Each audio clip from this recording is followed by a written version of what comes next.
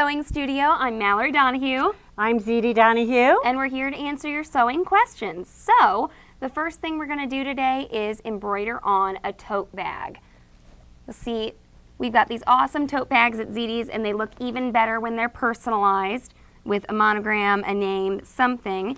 And they can be a little difficult to do on your home sewing machine, as many of you may know. So we're going to demystify the process. Yeah, I don't think we know how you get inside there and do that, Mallory. You don't know? I don't know. Show me. Well, I don't know who taught me then. I don't know. Well, first of all, I don't do tote bags. You make your daughter do them all? Right. Okay. So we're going to be doing this on our Bernina 580 today, and we've got our stabilizer all hooped up. This is Baby Lock Stick Tear Tearaway. We're doing it on a canvas bag, so tearaway is going to be just fine. But the cool thing about this stabilizer is that it can be sticky. So I've hooped it, and there's this smooth paper front. Like a wax paper almost. Yeah. And I'm going to set it down, and I'm going to score it with a normal straight pin, a dull needle you have. This is a good use for an old needle. Okay. So she's talking about an old machine needle. Old machine needle, that you're no longer using your machine. So I'm just going to make an X. Don't do it twice, or else you'll cut through your stabilizer, right? So you're just cutting through the first top layer, which is the waxy paper or the plasticky paper. Right, and then I am getting under my point here with my pin, and then it peels up really nice. I do the X. You can also score around the edge of the frame if you'd like, but this is wonderful. There are other stabilizers like this, okay? There's also you also have the ability to use a tearaway and use an adhesive spray, a temporary adhesive spray. You want to make sure that you use one that's specifically for embroidery, and you certainly don't want it to be a permanent spray that won't come out. Nope, and so this is good for people who don't want to use spray. I've heard complaints. There are drawbacks to spray, the overspray that gets on other things. Your hoop gets dirty. Some people don't like the fact that you can inhale the spray. We like inhaling I like spray. the spray. I don't mind inhaling it at all. I love this. I love this sticky tearaway. Mom is not a big proponent of it. She says that if you do a terry cloth towel on it, that it can stick too much. It's like too good for a terry cloth towel. I did 15 terry cloth towels on like the 830 hoop. I hooped multiple ones, and I just laid it down and smoothed it, and it was fine. So I think it's because I talked you through it. Yeah. Yeah. Sure. Okay, so she wouldn't have been able to do it without me. Onto our tote bag. Choose whichever side you want to be the front, and you're actually going to turn your tote bag inside out. You're not going to mark it? No. What if you get it crooked? I won't. Okay. What I would do is I would probably take a piece of like maybe painter's tape or... We got some painter's tape around here. Or like magic tape. Oh, look at that. Oh! Ask that on and you camera. receive. Let's see, what else would I like? How about some big hunky diamonds? Yeah. Nothing happened. Dang it. So I'm going to mark my center because my mama told me to, okay? You use painter's tape. You can even use like Scotch magic tape using a brand name, which is like the clear tape. That way too, if you accidentally stitch on it, your needle's not going to break. You're not going to hurt your needle, and you can still take the tape off. Amen, sister. Do not stitch over pins. I stitched over a pin on the Enterprise, Baby Lock Enterprise once. And yeah, and she didn't tell me either. No, it did it just fine. There was just a pin in the embroidery. It forever? stitched over the whole thing. Is it still no, in there? I took it out. It's fine. I thought maybe you gave somebody something that still had a pin I wouldn't in it. recommend it. Okay, so I'm taking this bag and I'm just sticking it to my stabilizer, okay?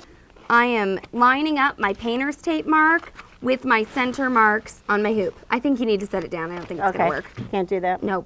Maybe we'll get a shot of it afterwards or something. Okay. The reason you have to do this like this is because you can't hoop this because it's in the round, okay? You would run into problems, all right? Am I right, Mom? Right, and there's a seam here that might make a difference when you tried to hoop it. Correct. Anytime anything's odd or particularly, what do I want to say? Just irregular or bumpy. or not easy to hoop, stick. Okay, so I've got it stuck down, and you'll notice I don't have complete access to my hoop. You need to stay and watch this stitch out, right guys? Yeah, you can't do this and like go start dinner. No, you must stay there. Or go watch a movie. You really need to watch it. Same thing for a onesie or something like that. Okay, right, Linda? Let's hear it. Let's hear it. We've got new grandmas that have been onesieing it a lot. Okay, so now we're gonna stick this on the embroidery machine, and I'm just gonna show you how I keep it off to the side and keep it safe, okay? So I'm gonna lift my presser foot, and my mom's behind the machine. You should get your mom to stand behind your machine to get that under there. Look, and it's nice, it's kind of bulky. I'm gonna connect the hoop.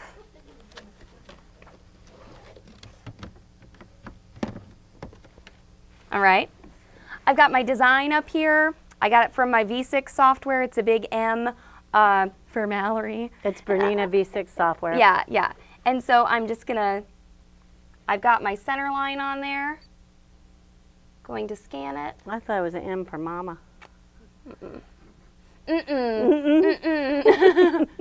So see, it's starting over here to the side. I gotta move my bag over and watch my behind. So she doesn't get hung up on anything. Okay. A lot of times we'll have people come in and say, oh, look what my machine did.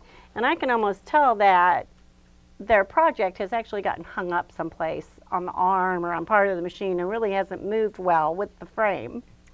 Tell them to keep this clear of their embroidery arm here in the shot. Keep this clear of your embroidery arm. All right, and I'm gonna begin. I put a basting stitch on, which is a good idea when you stick something down because it keeps it in place. I'm gonna remove this. Yeah. I'm removing the tape that we had the center marked.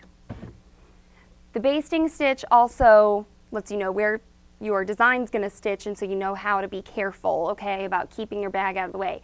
If you feel like you are in danger or your project is in danger or something like that, press the stop button, okay? It's right there. Take a look at your machine right now and look where it is, because the other day I was watching someone embroider and they wanted to stop their machine and they put their hand around like the presser foot lever. No, start stop button, take note, okay?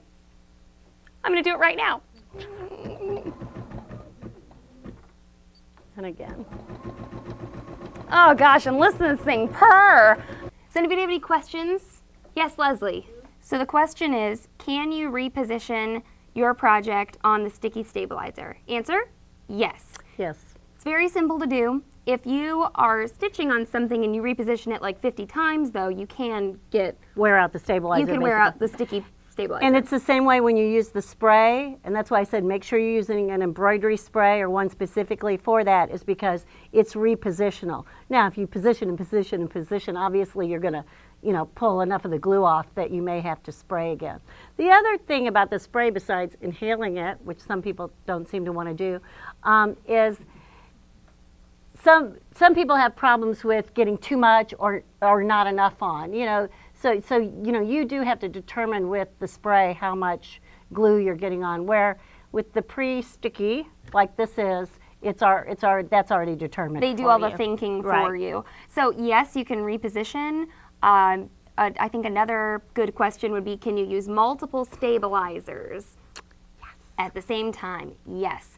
When you're doing your little onesies and they're knit, you can fuse your cutaway, your no-show mesh where it needs to go, and then you can stick it down and not hoop it. We've done that in class before. So that's a good thing to address it on another show. Yeah, we'll do that sometime. We'll have Linda come on and do that. Linda's got a new grandbaby, and she's got the most onesies personalized. And that would be Southern Linda versus tall Linda that works at the shop. Yes. Any other questions about this? Good question. How do you know that you have the project straight in the hoop? You can draw lines on your hoop. You can actually, I could have folded this in half and opened it up. But really, I mean, it's just the same way that you know that you have the project straight in your hoop when you hoop it. You can lay down your template on here after you have this stuck down if you want. You can lay your template on top of this, and if you have a straight line drawn, you can make sure that your straight lines come up. Well, like I said, I do mine with tape. There you go. Or you have the Elissimo with the scanning feature. Oh, wow. And you can see exactly where it goes. Right, Wanda? Right. There you Right. go. So that's another good, tip. In the old days, we marked things, and we had to do it, and we had to, half it, and all those sorts of things. So whatever works for you, or whatever we've taught you, in class, or anything, it takes a while. When people say, "Oh, that machine embroiders for you," well, it really doesn't. You have to position, you have to know the correct stabilizer, you have to know the proper threads. So don't let anybody think embroidery is just an easy job. There's a lot of information everybody needs to know, and that's one reason we have the classes That's why we're we here. do. That's right. That's right. That's why we're here. The sticky stabilizer, like I said earlier, is available in other, what do I say, like types of stabilizer besides tearaway. There are sticky water solubles. I think sticky. Well, And there's sticky toppings as well as the ones you put under. Right. So, right. Sticky stabilizer, one of my favorite things, and you'll probably be seeing it in more videos if I'm still around, unless she kicks me off the show. So. We have a question from Linda. Linda wants to know, when would she know when she would need an additional stabilizer? Like with the onesie, yes, they're knit, and with a knit, we always use a stabilizer that's a cutaway. This stabilizer is a tearaway, so we at least have to combine those if we put it on a tearaway. A lot of it is experience, or a few of those rules. Yes, it's a knit, so we know we have to get, something to stabilize that knit. You don't want a knit to stretch, and you also don't want a knit to stretch even after you've sewn it, because if a knit stretches after you've sewn it, you're popping stitches. I think a good thing for this is, if tearaway is good enough for your project, right, then this is good enough. That's a good thing to go by. So you would use the normal stabilizer. It's just another way to adhere it to your hoop. And then if anything has a nap to it or a pile to it, that we're going to put a topping on it, or what we call a topping. Usually those have a cellophane look to them, and they're a heat away or a melt away, water soluble, something like that. I think everybody's pretty familiar with that, aren't they? So, and I mean, I say this over and over, probably 4, 5, 6 times a week when people come in and they're just buying a embroidery machine or just getting into it. I used to say 15, 16 years ago I could teach a embroidery class an hour and a half and you knew everything I knew. It's not that way anymore. We've got new machines, we've got new threads, all new products, needles, new stabilizers. We've got new different fabrics even that we're sewing on. So that's why we give those continuing education classes, and we give that little bits of information at a time. So part of it is experience, and part of it is like the little rule that Mallory said. If tearaway's good enough, okay. If it's not, we've got to look for some more stabilization. Any more questions on tote bags? If you have a smaller tote bag, use a smaller hoop to get into that smaller area, okay? Some tote bags are not going to be as easy as this, so you may need to ask someone with a professional embroidery machine to get in tight spaces, but you should not feel inhibited by having a home machine. You can do this on some of your Absolutely. Some are going to be so small that you will need a free arm embroidery machine, which is a professional type something machine. Like the Endurance or the Enterprise. So know that. I mean, go to your friendly, knowledgeable dealer if you've got a question. That's right. We're there to help you and to show you how to do it. So who sent us the Serger question? I will tell you. Lynn sent us this question. She took a class from us on how to make these lettuce edge scarves. This class idea is from babylock.com. We actually did it in a little class, and Lynn came. She was successful when she was in class, but she went home and she forgot a couple things. So that's why we're doing this, so she can watch it over and over again. And what Lynn's problem was, she's doing this lettuce edge on this knit fabric, and she's missing some spots. Okay, can everybody see that? I can stick my finger through it. Yeah, there you go. Right. There you go. Stick your finger through it. So now it's a ring. Right. So not the point of the project. Right. And the rest of it looks pretty good, but she said she was having trouble getting it to, here's her one on her edge, and I can look through it, and it's just going to keep coming off. you know, if I pulled on it, it's not good, obviously. So we are going to explain how to do this lettuce edge on a knit to make these awesome scarves. I've worn these scarves as a belt on babylock.com, and we'll link to that in this video. The Well, the other thing is Lynn bought her serger from us. So we know it's not her serger. No, it's got to no. be operator The there. stitch is just fine. But on Baby Lock's website, they have these scarves layered. There are so many variations, but they're really cute. They're really fast, and when you know how to do them, they're very satisfying. So Mom is going to demo the lettuce edge on the serger. Let's talk about what we've got on our serger here. Absolutely. We've got a 3-thread rolled hem is what we're ready for. So we've got lower looper, we've just got a regular serger thread. Upper looper, we have a decorative thread. And in your rolled hem, your upper looper thread is your important thread. That's the one you really see. And then for our needle thread, we just have, again, our plain polyester everyday serger thread. This happens to be Ropes and Anton, and we like it. We also really like this candlelight thread. Right. It's from YLI. I'm in love with it. It comes in so many colors. We let people try this out, and then they can't get enough of it. It's just so pretty. It's like candy. And we should mention, this is what we call in our store a non-needle thread. Means it's too big, right, to go through a needle. So where does it go? So where are we? We're in our looper.